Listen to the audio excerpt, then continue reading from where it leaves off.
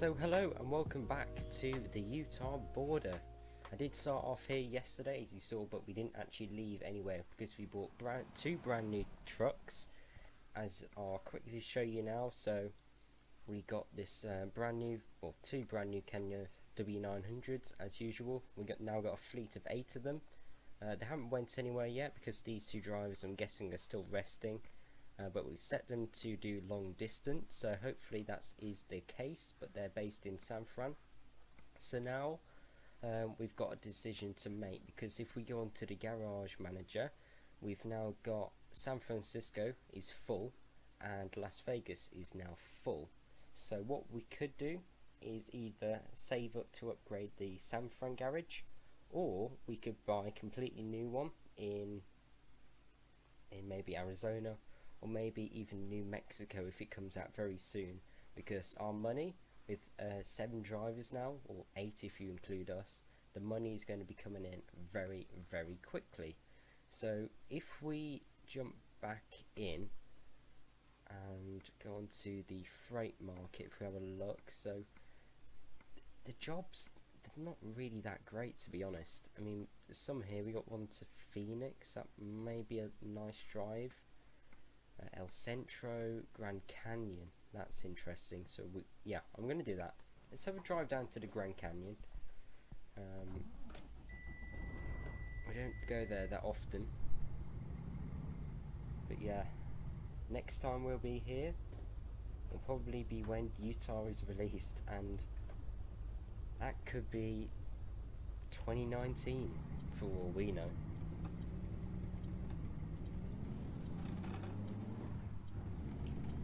Here we go, look at this road, so cool. All the cacti about. That one looks like it's sunk into the ground, look at that. But yeah, I don't think I have seen any cop cars on this road, so you're free to floor it.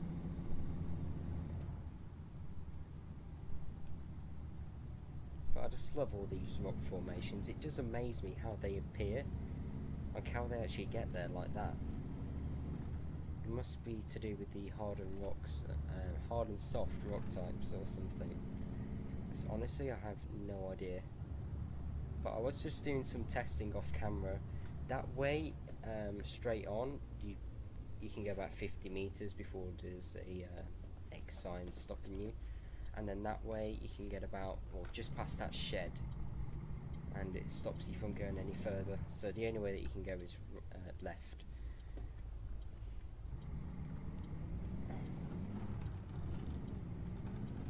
This is what it's going to be like when this is, or when Utah's released, at least.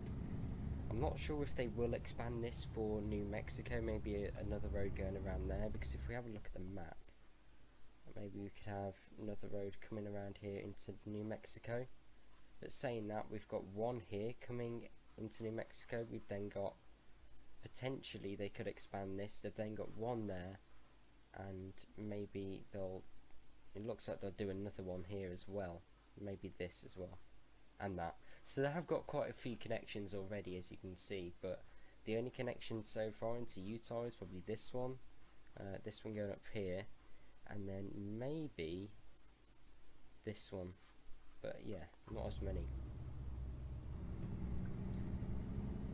So let's just head back up to the wall, and I'll see you on the other side. Okay then, so we're on the other side of the invisible wall, well, not invisible wall, but the X's, and we're back into the standard maps. So yeah, that was a quick glimpse into the future of potential maps there. Oh, all these like cranes going everywhere.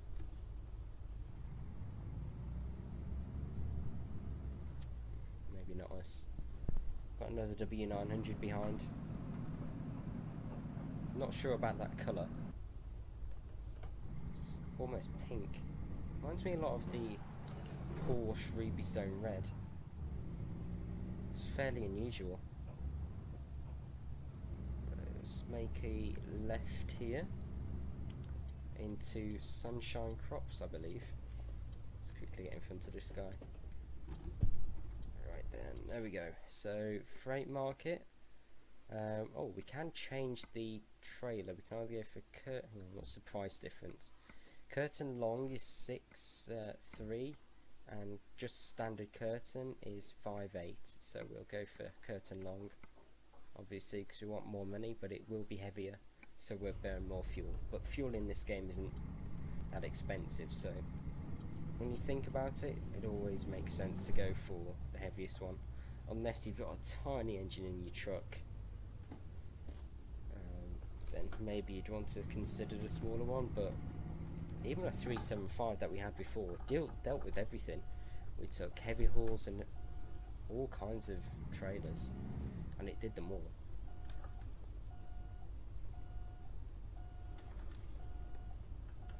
Okay, let's just attach that.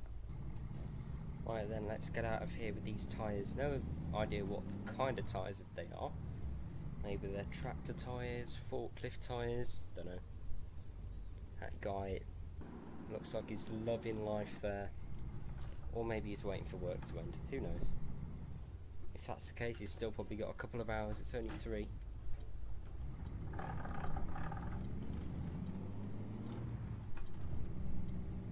Where's the fuel gauge? Oh, it is. Let's have a look at it. 250 miles. 140, we'll be fine on fuel. Sure of that. Right, let's get going. Up to Arizona speed limits. You know what? I might try and use the analog speedo today instead of digital. Seems like everything's going digital nowadays. So I have been noticing car manufacturers, better get past him quick. So I'm going to cut him up. It's alright. Car manufacturers, they're all switching to use these digital instruments opposed to these analog ones, which in some cars I do get, and I think it really sort of improves the connection that you have with the car, and it's just a cool, fun feature to have. For example, is it Audi connected? Forgot the name of it. Something smart cockpit, connected cockpit, something like that. I haven't seen one in real life, but for the amount of features that I've seen on it on videos that you can just get, I mean, you can have a full map, all different sized instruments, big sort of gear and selector in the center, and each car has like a very slight difference, which is really cool. And it's a lot more fun and just interesting than a standard sort of analog. So in the Audis and things like that, I really do get it. But where's that road go? Page. But for some cars, I'm not completely sure they work. For example, if you take some really luxurious cars like the Rolls Royce and Bentleys and things like that. I know Bentley haven't gone for it yet, but it's very difficult to make a screen look upmarket. Don't get me wrong, the Audi connected cockpit thing does look really smart, but it doesn't look luxurious, if you see what I mean. A traditional dial with really nice materials does. So I am interested to see, I mean, on the new Rolls-Royce Phantom, they've gone with a digital dash. I believe it is a full digital, but what I like about BMW and this case Rolls-Royce is basically it's the same switchgear and controls. They don't just do a full digital screen in front of you. You do still have some physical sort of material around the actual dials, which I really do like that. If you have a look in the new 5 Series, that's an example of that, which I do probably prefer over the, I forgot what I was going to say now, over the full screen, especially if you're not going to add that many features to your display, and like the Audi does. I mean, I get the Audi having the full screen, I understand that, but when you're only going to have the speedo and the rev counter on there and not let it do anything else apart from just be digital, that's when I think you should have those extra bits of material around that. Because also what is going on here? Oh, we slowing down. I've gone blank again. If you take a look at the Volvo, especially the Volvo XC90, I believe that has a digital screen, but I don't think you can really customize it to the length of the Audi. But what that has is just a flat digital screen, and to be honest, I really don't like the look of it. It looks a bit cheap, and I just don't like the graphics of it. Which brings me on to another problem with these digital screens.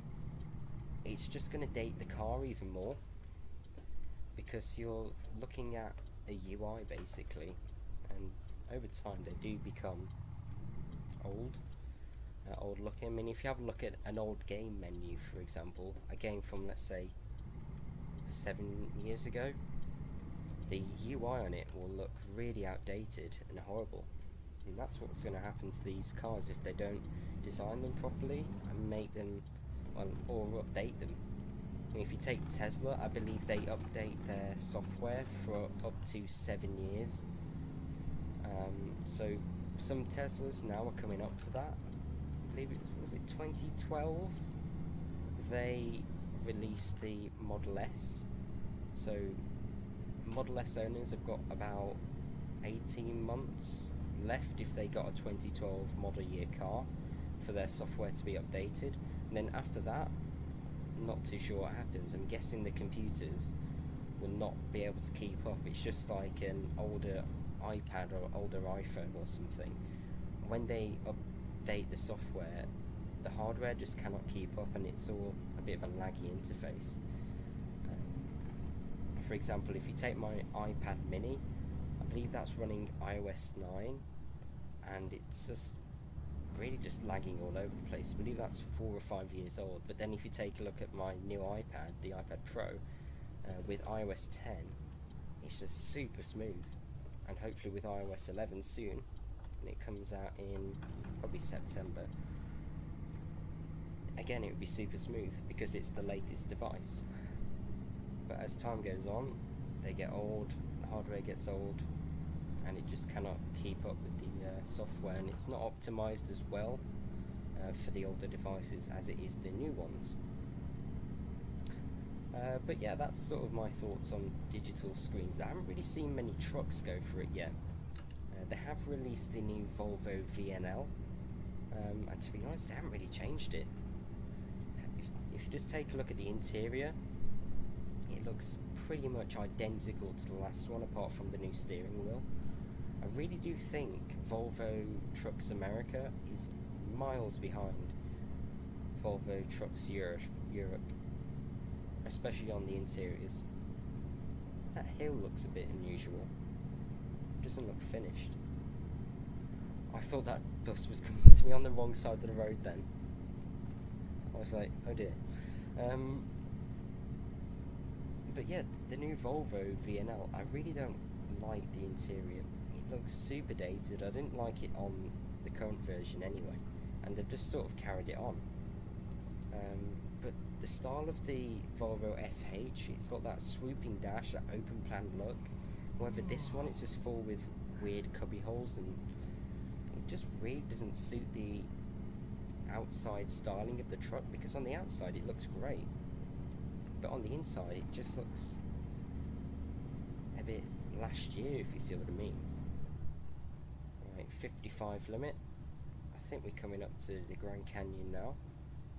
We made it on the fuel that we got remaining. I don't know if there's there is a fuel station right next to where we're dropping off, so that works pretty well. I was going to say then, we've driven all the way out here, but there's no fuel station. But there is, that's alright.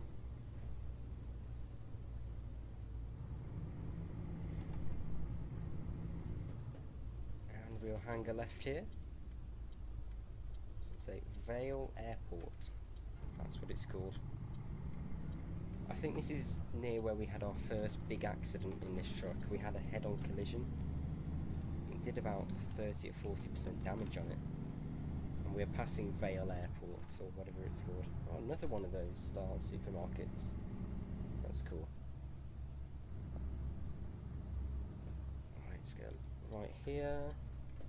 Grand Canyon Village.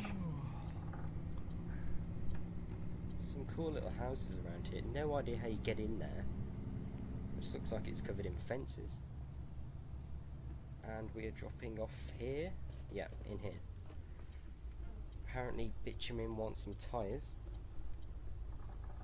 Oh, I should have came in and reverse it. In fact, how am I going to turn this around? I'm going to jackknife it in a minute if I'm not careful. Yeah, I've hit that trailer there. I should have remembered to come in reversing. Let's try and straighten it up.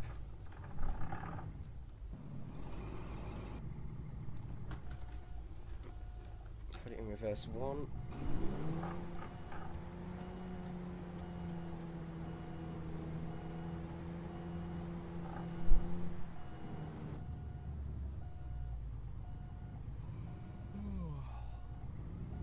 So useful having that rear window.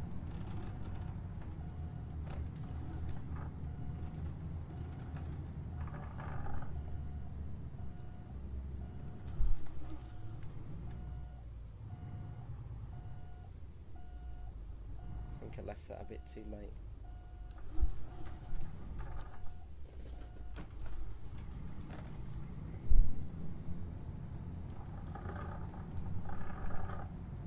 I've done this at a weird angle. If you don't get the first angle right, you've completely messed up the reverse.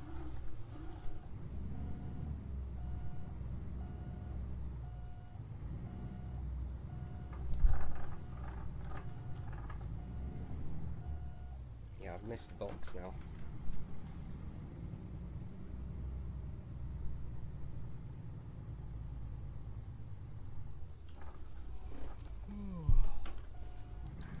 Salvage this. I can't go any more forward.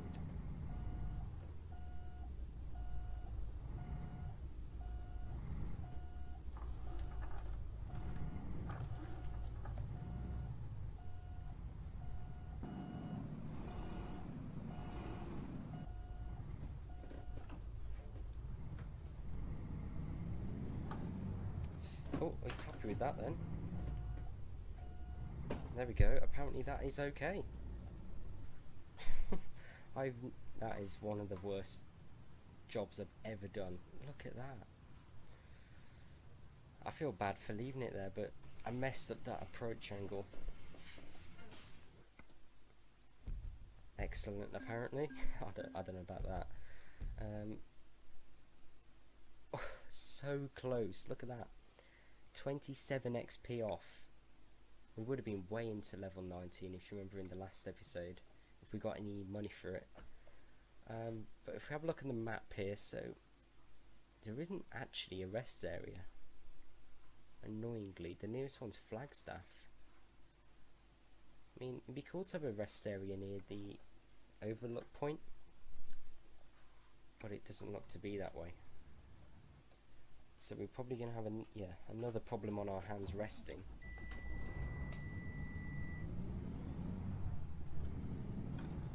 Seems like we forever need to go to sleep in this game.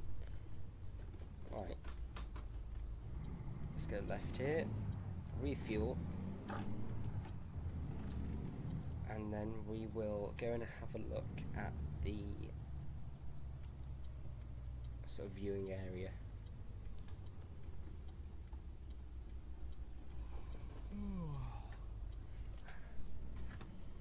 Right, how much will this be? That's the question. I'm using so much fuel. I think we've refueled every episode. Okay, there we go. $466 for 180 litres.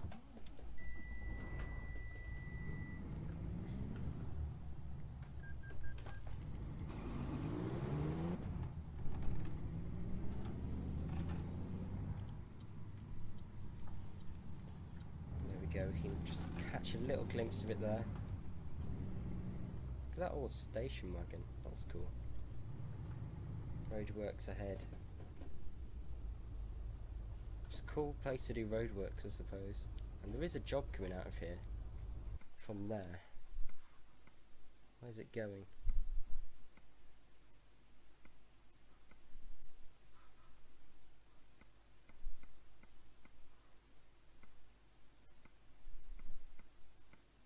In fact, I might have a quick look. Hopefully it doesn't give me a ticket. Right, which way is this going? It's going down to Sierra Vista. But saying that, we do need to rest. So I think we'll wait. Right, it's on green.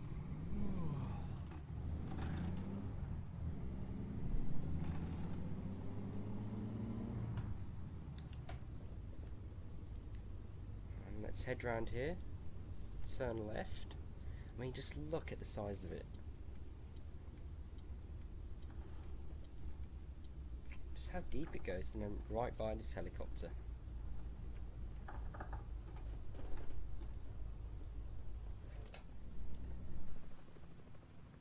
Absolutely amazing. But there we go. I think I'll leave it there for this episode. If you have enjoyed it, please do click the like, subscribe for more, and hopefully I'll see you again soon. Goodbye.